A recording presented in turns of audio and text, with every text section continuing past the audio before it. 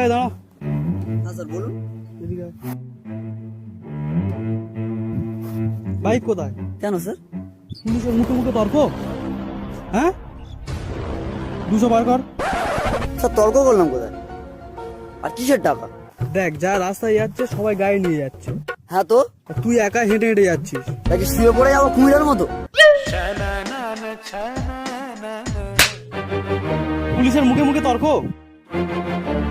পার্লামেন্টে নতুন bill pass হতে চলেছে, রাস্তায় হাঁটা যাবে না। না স্যার, এটা পুরোটা ইললজিক্যাল।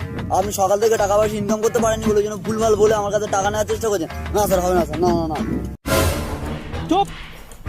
আবার মুখে মুখে তর্ক পুলিশের। স্যার, এর নামে কেস দিন 572 নম্বর ধারায়, পুলিশকে হ্যারাসমেন্ট থ্রেট।